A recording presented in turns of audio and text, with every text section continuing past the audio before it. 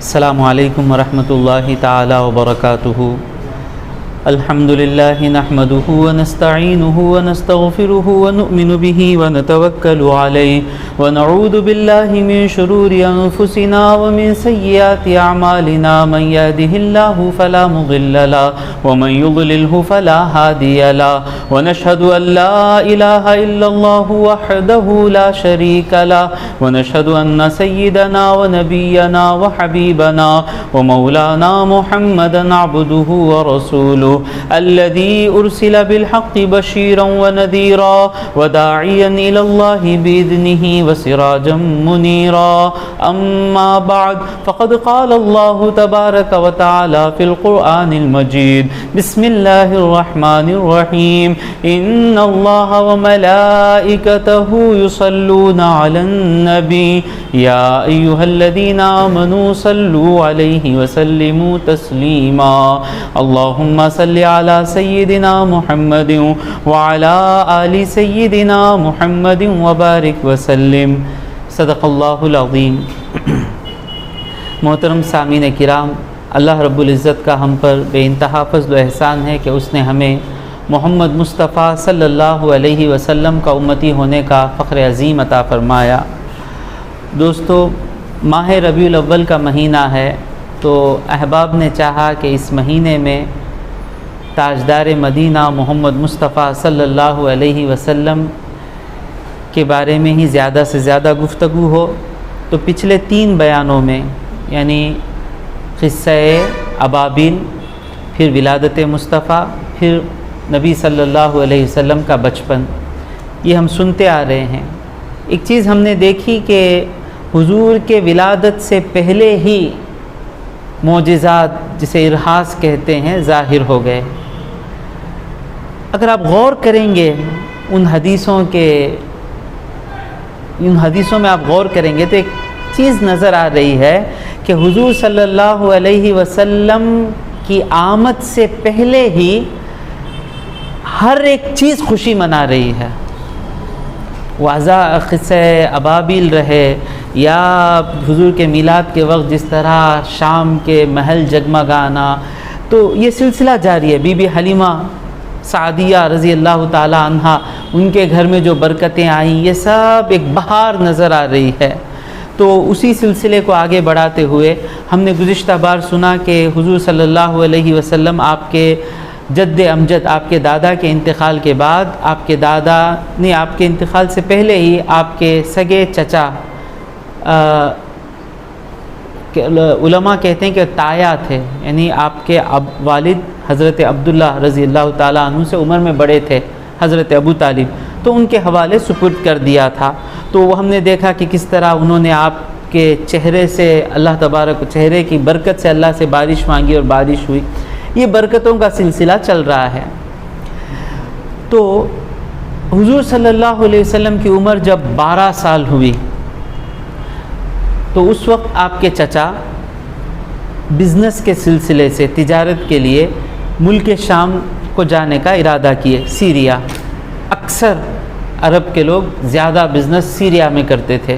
میں نے کہا تھا کہ یہاں سے جو چمڑے کے سامان ہیں، کھجور وغیرہ بیچتے تھے، وہاں سے چیزیں لاتے تھے. اب چچا جانے والے ہیں، تایا. تو حضور کو جو پتہ چلا تو حضور صلی اللہ علیہ وسلم نے ضد کی کہ چچا، میں آپ کے بغیر مکہ مجھے سونا سونا لگتا ہے، آپ مجھے اپنے ساتھ لے کر جائیں، میں آپ کے بغیر نہیں رہ سکتا. زیادہ ضد کی تو آپ کے چچا نے آپ کو ساتھ لے لیا. اب یہ جو واقعہ ہے یہ امام ترمذی نے روایت کیا ہے، معتبر روایتوں سے آیا ہے. تو واقعہ کیا ہے کہ حضور کو ساتھ لے لیے، یہ قافلہ تجارت کا نکلا. جب یہ قافلہ گزرا تو وہاں ایک جگہ کا نام ہے بصرہ. بصرہ کے پاس ایک عبادت گاہ تھی. نصرانی عالم رہتا تھا، راہب جسے کہتے ہیں. یہ متوحد تھا، اللہ کی عبادت کرتا تھا، عیسیٰ علیہ السلام کو اپنا نبی مانتا تھا. اس کو جنتی ہے کیونکہ حضور صلی اللہ علیہ وسلم کے اعلان نبوت کے بعد محمد مصطفیٰ صلی اللہ علیہ وسلم پر ایمان لانا شرط ہے. تو وہ عیسیٰ علیہ السلام کے دین پر تھا، عابد تھا، عبادت گزار تھا، اپنی عبادت میں لگا رہتا تھا، اپنے عبادت خانے میں رہتا تھا.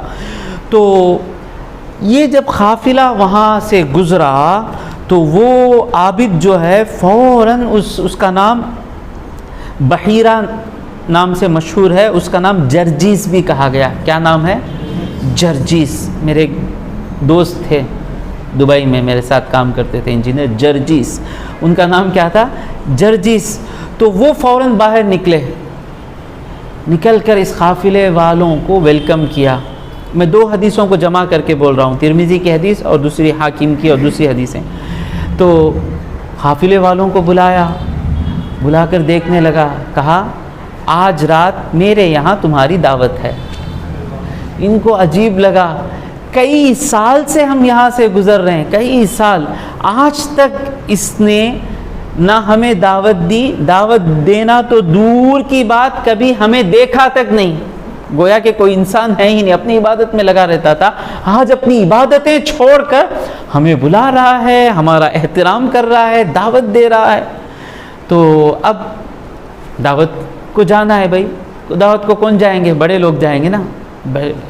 تو ان کے جو ساز و سامان تھے، جو بھی ان کا مال تجارت تھا، حضور صلی اللہ علیہ وسلم سے کہا کہ آپ اس کی دیکھ بھالی کریں، ہم بڑے لوگ ہیں، ہم جا کر آئیں گے. اب یہ گئے، اب ان سب کو دیکھنے لگا. فجعل يتخللهم، یہاں تک کہ ان کے درمیان ڈھونڈ کر کہا سب آ گئے؟ کہا سب آ گئے. نہیں، سب نہیں آئے. ہاں سب آ گئے. نہیں، آپ نے کسی کو چھوڑ کر آیا ہے. کہا کہ ہاں، ابو طالب کے بھتیجے کو ہم نے چھوڑ کر آیا. لاؤ ان کو لے کر آؤ. جب لے کر آئے تو اس نے حضور صلی اللہ علیہ وسلم کا دست مبارک، آپ کے ہاتھ کو پکڑا اور کہا ھذا سید العالمین، یہ تمام جہاں کے سردار ہیں. ھذا رسول رب العالمین، یہ تمام جہاں کے رب کے پیغمبر ہیں. ھذا یبعثہ اللہ رحمتا للعالمین، یہ وہ ہیں جنہیں اللہ تبارک و تعالیٰ نے ساری کائنات کے لیے رحمت بنا کر بھیجا ہے. فقال له ابو طالب و اشیاخ قریش، تو اس کو ابو طالب نے کہا اور قریش کے جو بڑے سردار تھے انہوں نے پوچھا، جو بزرگ تھے، کہا وما علمک بذلک، تم کو کیسے معلوم کہ یہ سید العالمین ہیں، رسول رب العالمین ہیں؟ کہا ماشاءاللہ، کیا پیاری بات ہے. انکم حین اشرفتم من العقبہ، جب تم لوگ اس بیاباں سے باہر آئے نا، تم آ رہے تھے، جب سے تم مجھے نظر آئے، لم یبقى حجر ولا شجر، جس راستے سے تم آ رہے تھے اس راستے میں کوئی ایسا درخت باقی نہ رہا، کوئی ایسا پتھر باقی نہ رہا، الا خر ساجدا، وہ سب کے سب ان کے لیے سجدے میں گر گئے. جتنے درخت تھے سب سجدے میں گرے ہیں، جتنے پتھر تھے سب سجدے میں گرے ہیں. تو ولا یسجدان الا لنبی، یہ درخت اور پتھر کسی کو سجدہ نہیں کرتے مگر کس کے لیے؟ صرف اور نبی کے لیے سجدہ کرتے ہیں. وَإِنِّي أَعْرِفُهُ، میں انہیں اور ایک وجہ سے بھی پہچانتا ہوں، بِخَاتَمِ النُّبُوَّةِ، ان کا جو ختم نبوت ہے، مہر نبوت آپ کے پیٹھ پر تھا، وہ کیا تھا؟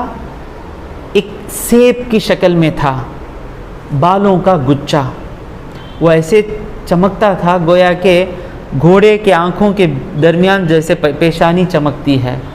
اس کو وہ ہاتھ لگایا اور اس کو بوسہ دیا اور کہا وَإِنَّا نَجِدُهُ فِي كُتُبِنَا، ان کے بارے میں، ہم ان کے بارے میں پاتے ہیں، ہماری کتابوں میں لکھا ہوا ہے کہ ایسے ہوں گے. پہچان لیا. یعنی غور کریں، تورات اور انجیل میں حضور صلی اللہ علیہ وسلم کے بارے میں اتنا ڈسکرائب کر دیا گیا ہے کہ دیکھتے ہی پہچان لیں گے. اب جاوید خان کی فوٹو بتائے بغیر جاوید خان کے بارے میں بولنا تو کتنا نہ بولنا ہوگا، کتنا ویسے ہوں گے، ایسے ہوں گے، ویسے ہوں گے. تو وہ کتاب جس میں اللہ کا ہے، اللہ کے بارے میں رہتا ہے، اس کتاب میں حضور صلی اللہ علیہ وسلم کی ایسی تصویر کھینچی گئی تھی کہ جو بھی کتاب پڑھا ہے اس کے سامنے سرکار مدینہ آ جائیں تو ان پر ایمان لائے گا، ان کو مان لے گا کہ یہی نبی ہیں. تو اس نے بعد حضرت ابو طالب ثم اکرمہم بالضیافۃ، سب کو دعوت کرائی. حضور کے صدقے میں دعوت ہی دعوت ہے، عزت ہی عزت ہے. جو حضور کے قریب ہوا یعنی ان لوگوں کی اتنی ویلیو تھی اس کے نگاہ میں کہ ان کو پلٹ کے بھی دیکھتا نہیں تھا۔ جب یہ اصحاب محمد ہو گئے، یہ محمد صلی اللہ علیہ وسلم کے صحابہ تو دور کی بات، حضور کے ساتھ سفر کرنے والے ہو گئے، تو ان کا مقام اتنا ہے کہ راہب جو ہمیشہ عبادت میں مزہ لیتا ہے، عبادت میں اتنا مگن رہتا ہے کہ دوسرے کسی کام کے لیے وقت نہیں نکالتا، وہ اپنی عبادت چھوڑ کر ان کی خدمت کر رہا ہے، ان کی دعوت کر رہا ہے۔ یہ ہے شان محمد مصطفیٰ صلی اللہ علیہ وسلم کی۔ پھر اس نے کہا کہ ابو طالب سے کہا کہ ان کو واپس بھیج دیں، مجھے ڈر لگ رہا ہے کہ جو فراڈ علماء ہیں، جو حق جاننے کے بعد بھی حق کو چھپاتے ہیں نا، وہ لوگ اگر ان کو دیکھیں گے تو پہچان لیں گے، اور پہچان کر ان کی عزت نہیں کریں گے، ان کو قتل کر دینے کا منصوبہ بنائیں گے، سازش کریں گے۔ تو اس طرح روایتوں میں آیا کہ حضرت ابو طالب نے حضور صلی اللہ علیہ وسلم کو واپس مکہ بھیج دیا۔ تو اسی طرح عمر گزری۔ آج کا عنوان یہ ہے کہ اہم واقعات، امپورٹنٹ واقعات۔ اگر میں سب بولتا چلوں، آپ سننے کے لیے تیار ہیں تو ہم کہنے کے لیے تیار ہیں، لیکن ہمیں بڑی مشکل ہوتی ہے آدھا گھنٹہ بیان سننا، ورنہ سنیما 3 گھنٹہ 3.5 گھنٹہ کیسے گزرتا ہے ہم کو پتہ ہی نہیں چلتا۔ لیکن آپ کو برا کہنا میرا مقصد نہیں ہے، اس لیے مختصر سی باتیں بتائی جا رہی ہیں۔ تو اب حضور صلی اللہ علیہ وسلم کی زندگی گزرتی رہی، یہاں تک کہ آپ کی عمر 25 سال کی ہوئی۔ وہ 25 سال آپ کیسے زندگی گزارتے تھے؟ اب جو روایتیں میں واقعے بتا رہا ہوں ان میں پتہ چلے گا کہ آپ کے بستی والوں کے درمیان کیسے مشہور تھے، لوگ آپ کو کس طرح پہچانتے تھے، کیا کہتے تھے آپ کے بارے میں۔ تو حضور صلی اللہ علیہ وسلم کی عمر 25 سال ہوئی تو آپ پہلی مرتبہ شام کو نکلے تاجر بن کر، ایسے business man. He left for Syria first time. واقعہ کیا ہے کہ خدیجہ بنت خویلد رضی اللہ تعالی عنہ، خدیجہ رضی اللہ تعالی عنہ، یہ 40 سال عمرہ خاتون تھیں، بے حد خوبصورت، نسب میں سب سے اونچا نسب، بے حد عزت والی، بے حد نیک، شان والی، مالدار، ہر طریقے سے اللہ تبارک و تعالیٰ نے آپ پر نعمتیں کی تھیں۔ اس وقت آپ کے شوہر انتقال ہو گئے تھے، یعنی بیوہ تھیں، 40 سال کی عمر۔ تو آپ تاجرہ تھیں، مطلب آپ جا کے تجارت نہیں کرتی تھیں، آپ کا جو مال تجارت ہوتا تھا ہر سال کسی نہ کسی تاجر کو آپ اختیار کرتی تھیں، چن کر اس کے حوالے مال تجارت دے دیتی تھیں، وہ جاتا تھا جا کے تجارت کر کے آ کر اس کو ایک پرسنٹیج پروفٹ تھا۔ تو اس سال وہ تلاش کر رہی تھیں کہ ہمیشہ کوئی دھوکہ دے دیتا وغیرہ وغیرہ، اس سال کوئی اچھا آدمی مل جائے۔ تو آپ کے غلام میسرہ نے آ کر کہا کہ ایک شخص ہیں، ایک روایت میں آپ کو ایک خبر مل گئی تھی کہ عرب میں ایک ایسے ہیں 25 سال کے جو سب سے سچے، سب سے امانت دار، سب سے اچھے اخلاق کے ہیں، تو ان کو اگر وہ مان لیں آپ کی تجارت لے کر جا کر بزنس کر کے آنے کا تو بہت اچھا ہوگا۔ تو آپ نے پیغام بھجوایا میسرہ کے ذریعے، تو حضور اکرم صلی اللہ علیہ وسلم نے مان لیا، آپ نے قبول کر لیا، اور آپ نے بی بی خدیجہ نے یہ پیشکش کی، پروپوزل رکھا کہ وَتُعْتِيهِ أَفْضَلَ مَا كَانَتْ تُعْتِي غَيْرَهُ مِنَ التُّجَّارِ، اگر آپ میرے لیے بزنس کریں گے تو جتنا میں دوسروں کو پروفٹ دیتی تھی اس سے زیادہ آپ کو میں دوں گی۔ اس بات پر نکلے۔ اب میسرہ کہہ رہے ہیں کہ جب حضور نکلے تو بڑی روایتیں ہیں، میسرہ کہتے ہیں کہ دھوپ میں ہم سفر کرتے تو ہمیشہ حضور کے سر پر ایک ابر سایہ کرتا کہ دھوپ نہ پڑے۔ ایسی کئی برکتیں میسرہ دیکھ رہے ہیں، تو گئے جا کر، اب حضور تجارت کر رہے ہوں گے تو تجارت کا حال کیا ہوگا، سچے، امانت دار، سب سے زیادہ پروفٹ محمد مصطفیٰ صلی اللہ علیہ وسلم کو ملا۔ میرے حبیب جس کام کو کریں سب سے ان سے بہتر کوئی نہیں ہو سکتا. فرسٹ اسائنمنٹ، فرسٹ کنسائنمنٹ، پہلی مرتبہ جا رہے ہیں، سب سے زیادہ فائدہ ہوا. اور جب واپس آئے اور بی بی خدیجہ نے دیکھا کہ امانت داری کے ساتھ تمام چیزیں واپس کر دی گئیں، جو بچا وہ بھی واپس کر دیا، دو منافع وہ بھی واپس کر دیا گیا، اور اتنی برکت ہوئی بزنس میں کہ اتنی برکت انہوں نے کبھی دیکھی نہیں.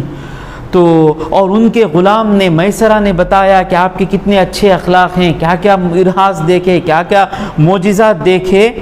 تو بی بی خدیجہ رضی اللہ تعالی عنہا نے خواہش کی کہ آپ کا نکاح حضور سے ہو جائے. ایسا نہیں ہے کہ آپ سے کوئی نکاح نہیں کر سکتا، 40 سال ہو گئے. کئی ایسے ہیں جو 40 سال کے دکھتے نہیں. تو اس وقت قریش کے بڑے سے بڑے مالدار، بڑے سے بڑے حیثیت والے، بڑے سے بڑے ہینڈسم آپ کے لیے آپ سے نکاح کرنے کی خواہش میں تھے، بڑے بڑے لوگوں کی. لیکن محمد مصطفیٰ صلی اللہ علیہ وسلم کو آپ نے چنا اور آپ نے آپ کی سہیلی سے مشورہ کیا. جاننا چاہتے ہیں آپ کی سہیلی کا نام کیا ہے؟ نفیسہ. کیا نام ہے؟ نفیسہ. تو نفیسہ نے یہ خبر، یعنی آپ کی جو خواہش ہے، محمد مصطفیٰ صلی اللہ علیہ وسلم تک پہنچائی. تو محمد مصطفیٰ صلی اللہ علیہ وسلم نے آپ کے چاچا جتنے تھے، حضرت ابو طالب، ابو لہب، عباس رضی اللہ تعالیٰ عنہ، حمزہ رضی اللہ تعالیٰ عنہ، آپ کے چاچاؤں سے مشورہ کیا. اور مشورہ کرنے کے بعد منگنی ہوئی. اور بی بی خدیجہ نے اپنے چچاؤں کے ساتھ، ان کے ابا انتقال ہو گئے تھے، ان سے مشورہ کیا. ان کے چچا ایک جگہ جمع ہوئے. کتاب نور الیقین میں میں نے واقعہ پڑھا ہے کہ حضرت ابو طالب جا کر خطبہ کہتے ہیں منگنی میں بھی خطبہ پڑھنا مستحب ہے شافعی حضرات کے پاس، ہم کو اس میں معلوم نہیں. تو حضرت ابو پڑھیں گے، آپ کی منگنی میں پڑھیں گے خطبہ، بلائیں مجھے انشاءاللہ. تو حضرت ابو طالب جاتے ہیں. وہ خطبے کا مفہوم کیا تھا؟ اللہ کا شکریہ ادا کرتے ہیں کہ اللہ نے ہمیں حضرت ابراہیم علیہ السلام کی اولاد میں پیدا کیا. اور پھر کہتے ہیں کہ مفہوم یہ ہے کہ بھلے ہی میرے بھائی کے بیٹے کے پاس پیسہ کم ہے، لیکن پیسے کے سوا ہر چیز ان کے پاس اتنی ہے جو کسی کے پاس نہیں ہے. ان کی خوبصورتی، ان کی جواں مردی، ان کی سچائی، ان کی عزت، ان کا احترام، لوگوں کے دلوں میں ان کا مقام، اس میں میرے بھتیجے کا کوئی ثانی نہیں ہے. تو اس طرح آپ کی منگنی ہوتی ہے، پھر آپ کی شادی ہو جاتی ہے. تو بی بی خدیجہ رضی اللہ تعالی عنہا، آپ کے بارے میں انشاءاللہ ایک پورا بیان ہو سکتا ہے. مختصر سی آپ کے بارے میں ایک دو حدیثیں میں پیش کر کے آگے بڑھوں گا. کہ صحیح بخاری، شاید مسلم میں بھی یہ حدیث ہے کہ حضور فرماتے ہیں کہ جبرائیل میرے پاس آئے، آ کر کہا، جبرائیل حضور کے پاس ہیں. اب بی بی خدیجہ آ رہی ہیں گھر کو. تو جبرائیل امین نے کہا، یا رسول اللہ ہذہ خدیجۃ، خدیجہ آ گئی ہیں، یہ خدیجہ ہیں رضی اللہ تعالیٰ عنہ. اتت، وہ آئی ہیں، معہا اناؤن، ان کے ہاتھ میں ایک برتن ہے، فیہا ادام، اس برتن میں. صحیح حدیث ہے یہ. اور یہ کب کا واقعہ ہے؟ یہ بعد میں، یعنی حضور صلی اللہ علیہ وسلم کے اعلان نبوت کے بعد، اسلام کو آپ نبی ہیں سب مان لیے، کئی لوگ مسلمان ہو گئے. اس کے بعد کی جو زندگی تھی، یعنی اعلان نبوت کے بعد تقریباً 10 سال بی بی خدیجہ رضی اللہ تعالی عنہا باحیات حضور کے ساتھ رہیں، سپورٹ کرتی تھیں. تو اس وقت کا واقعہ ہے یہ، اس وقت کا واقعہ ہے. تب ہوا کیا کہ جبرائیل امین آئے حضور صلی اللہ علیہ وسلم کے پاس، آ کر کہتے ہیں، یا رسول اللہ ہذہ خدیجۃ، یہ جو آ رہی ہیں نا، یہ خدیجہ رضی اللہ تعالی عنہا آ رہی ہیں. اتت معہا اناؤن، وہ آئی ہیں، ان کے ساتھ ایک برتن ہے، ان کے ہاتھوں میں ایک برتن ہے. فیہا ادام، اس میں سالن ہے. او شراب، یا کوئی پینے کی چیز ہے. او طعام، یا کھانے کی چیز ہے. اذا اتت کا، جب وہ آئیں آپ کے پاس. دیکھیں کہ جبرائیل امین، فرشتوں کے سردار، بی بی خدیجہ رضی اللہ تعالیٰ عنہ آ رہی ہیں تو آپ کے ہاتھ میں کیا ہے، اس ہاتھ میں کیا برتن ہے، اس برتن میں کیا ہے، یہ تمام چیزیں بیان کر رہے ہیں۔ پھر کہتے ہیں اذا اتت کا، جب وہ آپ کے پاس آئیں نا، فقرا علیہا السلام من ربہا، اللہ اکبر، جب وہ آپ کے پاس آئیں تو انہیں کہنا کہ ان کے رب نے، بی بی خدیجہ رضی اللہ تعالی عنہا کے رب نے ان کو سلام کہا ہے۔ یہ کیا اسپیشل سلام ہے، رب سلام بھیج رہا ہے۔ جبرائیل امین کہہ رہے ہیں فقرا علیہا سلام من ربہا، ان کے رب کے طرف سے ان کو سلام آیا ہے، وہ سلام پہنچا دینا، وہ منی، اور میرے طرف سے بھی سلام پہنچا دینا، وبشرہا، اور انہیں خوشخبری دینا، ببیت فی الجنہ، جنت میں ان کا ایک گھر ہے، خوشخبری دینا، من قصب، موتیوں کا بنایا ہوا گھر ہے، موتیوں سے بنا ہوا گھر ہے، لا صخب فیہ، اس گھر کے پاس کوئی چیخوں کی آواز نہیں رہے گی، ولا نصب، اور اس گھر میں رہنے والوں کو تھکان نہیں آئے گی۔ اللہ اکبر، یہ شان ہے ان کی۔ ہم کو معلوم نہیں کہ ہمارا خاتمہ خیر ہوگا یا نہیں، یہ ہماری ماں ہے بی بی خدیجہ رضی اللہ تعالی عنہا، ان کو خوشخبری دی جا رہی ہے کہ آپ کا گھر ہے، اور گھر کیسا ہے، اور آپ کو رب تبارک و تعالیٰ کی طرف سے سلام آ رہا ہے۔ حضور صلی اللہ علیہ وسلم آپ کی اس بیوی کو اتنا یاد کرتے تھے، آپ کے وفات کے بعد بھی اتنا یاد کرتے تھے۔ بی بی عائشہ فرماتی ہیں ما غرت من امرأۃ ما غرت من خدیجہ، جتنی غیرت مجھے خدیجہ رضی اللہ تعالی عنہا سے ہوئی۔ غیرت کہتے ہیں کہ ایک بیٹے، دو بیٹے ہیں، باپ کسی کو چاہے تو دوسرے بیٹے کو غیرت آ جاتی نا، مجھے نہیں چاہ رہے نا، اسے غیرت کہتے ہیں۔ دو بیوی ہیں تو مجھے کسی عورت پر غیرت نہیں ہوئی، نہ بی بی حفصہ پر ہوئی، نہ بی بی سودا پر ہوئی، نہ بی بی زینب پر ہوئی، نہ بی بی ام سلمہ پہ ہوئی رضی اللہ تعالی عنہن، لیکن مجھے سب سے زیادہ غیرت بی بی خدیجہ سے ہوئی۔ کیوں؟ کیونکہ حضور ان کا ذکر اکثر کیا کرتے تھے، ہمیشہ یاد کرتے تھے۔ آپ کے انتقال کے بعد جب آپ کو بی بی خدیجہ کی رضی اللہ تعالی عنہا کی زیادہ ہو جاتی، یہ مسلم شریف کی حدیث ہے، آپ بکرا ذبح کرتے اور اس کا گوشت آپ کے رشتہ داروں میں بانٹتے تھے۔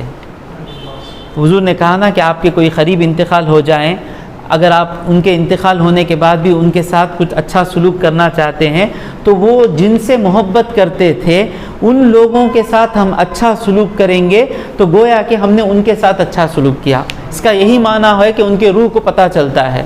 تو جیسے اگر کسی کے والد انتقال ہو گئے ہیں تو ان کے سب سے قریبی کون ہے؟ ان کی اولاد، ہمارے بھائی بہن، تو ان کے ساتھ ہم اچھا سلوک کریں گے تو ہمارے والد کی روح کو خوشی ہوگی، وہ جن سے محبت کرتے تھے۔ تو حضور صلی اللہ علیہ وسلم کی سنت بھی ہے کہ بی بی خدیجہ رضی اللہ تعالی عنہا کی یاد زیادہ ہو جاتی، بکرا ذبح کرتے کبھی، اور کبھی صدقہ کرتے، ان کے رشتہ داروں میں وہ گوشت جا کر بانٹنے کا حکم دیتے تھے۔ اور بھی کئی ان کی فضیلتیں ہیں، بس میں آگے بڑھتا ہوں۔ تو یہ نکاح ہوا، اب چل رہا ہے نا کہ حضور کی امیج کیسی تھی لوگوں کے درمیان۔ اب یہ واقعہ آیا کہ کعبہ کی پھر سے تعمیر کی گئی، ریکنسٹرکشن آف کعبہ۔ یہ ہوا کیا کہ کعبہ حضرت اسماعیل علیہ السلام نے بنایا تھا، اس کی ہائٹ 9 فٹ کی تھی، اب کتنا اونچا ہے؟ بہت اونچا ہے۔ پہلے کتنی فٹ کی تھی؟ 9 فٹ کی، تقریباً یہ چھت 9 فٹ کی اس کی ہائٹ تھی، اور اس کا چھت نہیں تھا، چھت کے بغیر تھا کعبہ۔ تو کیا ہوتا تھا کہ چور کبھی اندر جاتے تھے، اس میں جو بھی چیزیں رکھی ہوتی تھیں، جو بھی خزانے، جو بھی برکت کی چیزیں، سب وہ کبھی چرا کر لے کے چلے جاتے تھے، اور یہ دیوار کھلی رہنے کی وجہ سے، بارشوں کی وجہ سے، طوفان کی وجہ سے اس کی دیواریں کمزور پڑ گئیں، اور ڈر تھا کہ کبھی ایک بڑا سیلاب آ جائے تو دیواریں ٹوٹ جائیں گی، تو دیواریں ٹوٹنے سے پہلے ہم اس کی پھر سے تعمیر کر دیں، تعمیر نو کر دیں۔ تو اب انہوں نے آپس میں مشورہ کیا کہ ہم لوگ کعبے کی تعمیر پھر سے کریں گے۔ تو اس وقت کعبے کی عظمت ان کے دلوں میں ایسی تھی کہ ہم پاک پیسوں سے کعبہ بنائیں گے، یعنی جو زانیہ ہے، پروسٹیٹیوٹ، اس کا پیسہ نہیں لگے گا، سود خار کا پیسہ نہیں لگے گا، جھوٹ بول کر کمانے والے کا پیسہ نہیں لگے گا، اور جو ظلم کر کر کمایا ہے یعنی اپنے بھتیجوں کا یتیموں کا مال ہڑپ لیا ہے یا ظالم ہے اس کا پیسہ بھی نہیں لگے گا، اس کے سوا جو پیسہ ہے وہی لگے گا۔ ایسا پیسہ تب بھی کم تھا، اب بھی کم ہے، الحمدللہ ہے، اکثر مسلمان حلال کماتے ہیں۔ وہ پیسہ کم تھا تو اب وہ پیسہ جتنا تھا جما لیے، اب آئے تو آ کر کعبے کو پہلے ولید بن مغیرہ نے یہ اٹھائی، جو تھوڑے کھلاڑی اٹھائی، جو بھی وہ پھوڑنے کا جو آلہ ہے، تو اس نے توڑنا شروع کیا۔ اب اس کی دیواریں نکل گئی، یہاں تک کہ حضرت ابراہیم علیہ السلام نے جو فاؤنڈیشن ڈالا تھا نا، بنیاد، وہ بنیاد تک پہنچ گئے۔ اب اسی بنیاد پر عمارت تعمیر کریں گے۔ تو ان کے پاس پیسہ اتنا کم تھا، ایسا پاک پیسہ کہ پہلے کعبہ، اب جو ہے نا مربع، اسکوائر کو تمل میں کیا بولتے با؟ صدورم۔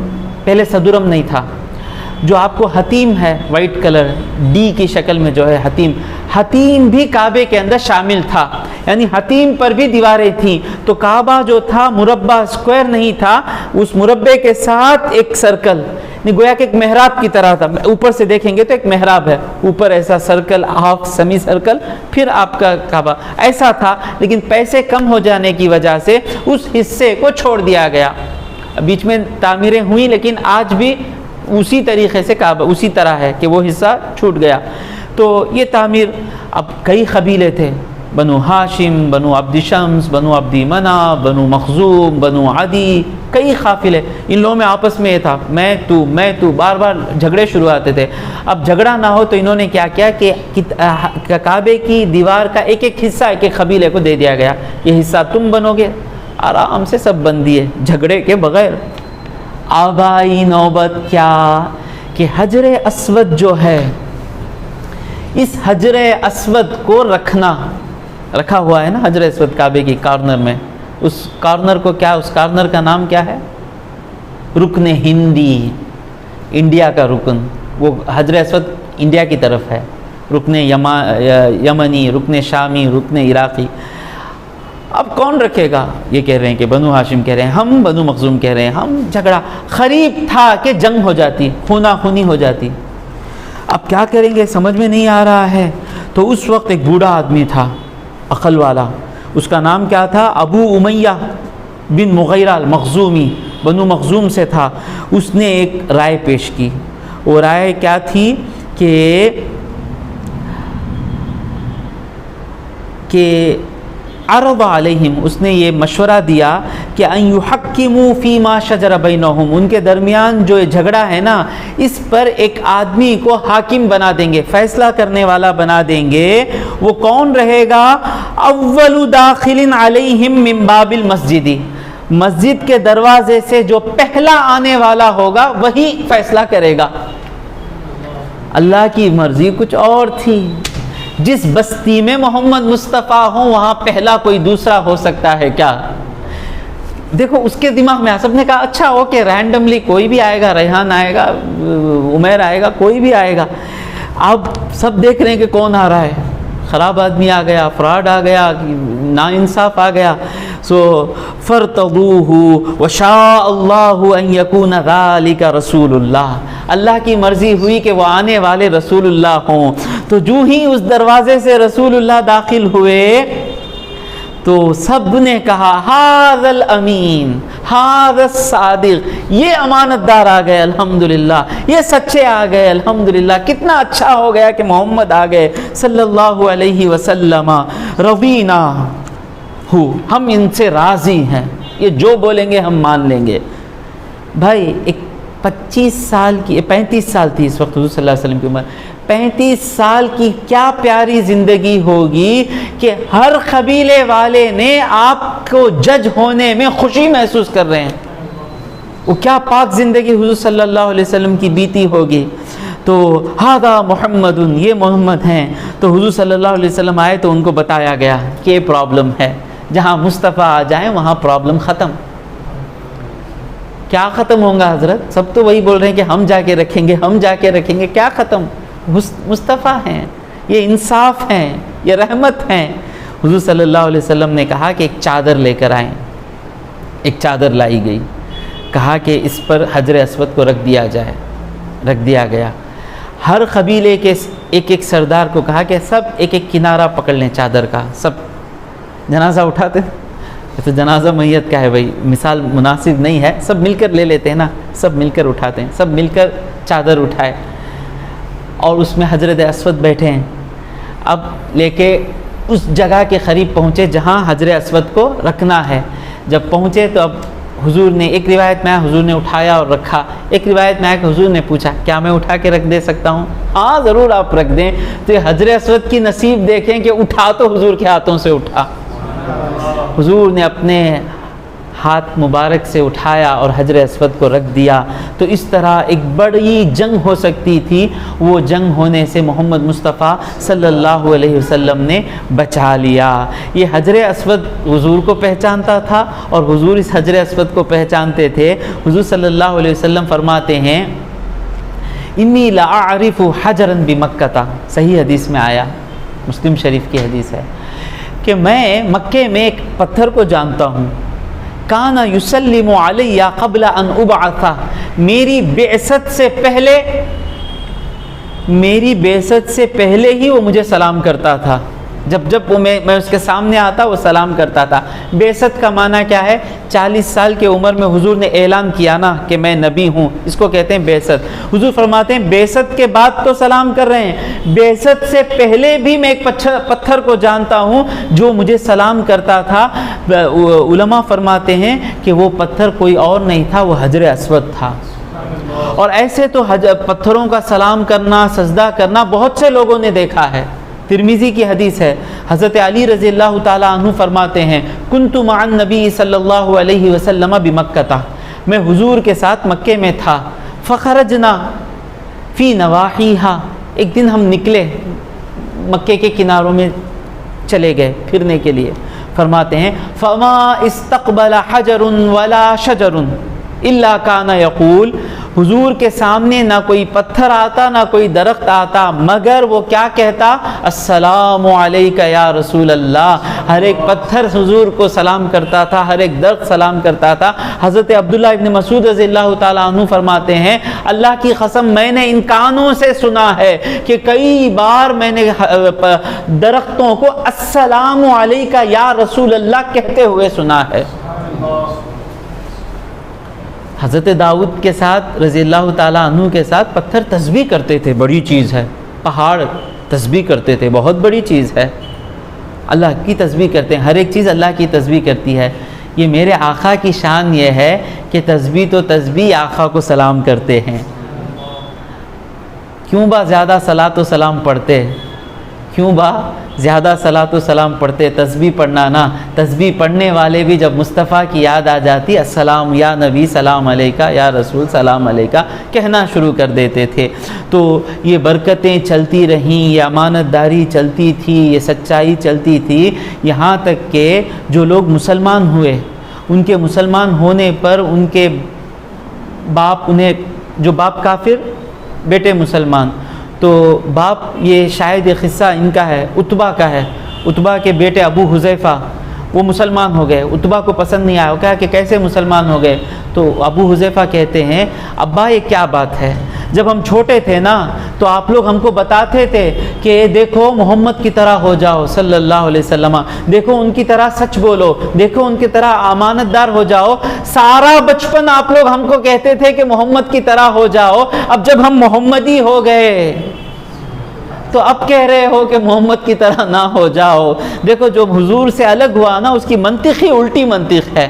تو اس طرح برکت والی زندگی تھی۔ تو پھر وقت مجھے اجازت نہیں دے رہا ہے، پھر حضور صلی اللہ علیہ وسلم کو خواب آنے شروع ہو گئے، جو حضور دیکھتے تھے وہی چیز ہوتی تھی۔ انبیاء کے جو خواب ہیں نا وہ سب سچائی ہیں، جو حضور دیکھتے تھے وہی ہوتا تھا۔ اور یہ جو چیزیں دیکھ رہے تھے کہ پتھر سلام کر رہا ہے، درخت سلام کر رہے ہیں، اور آپ کے بستی والے جو کام کرتے تھے، بت پرستی کرتے تھے، تمام چیزوں سے حضور صلی اللہ علیہ وسلم بیزار ہو گئے تھے، طریقہ کھوج رہے تھے کہ ان چیزوں سے کیسے روکیں، کیسے بت پرستی سے روکیں، کیسے زنا سے روکیں، کیسے حرام کاموں سے روکیں. یہ پریشانی رہتی تھی اور اللہ کی یاد زیادہ ہو جاتی تھی اور اس طرح کے خواب شروع ہو گئے تھے. یہ نبوت کی شروعات کی دلیلیں.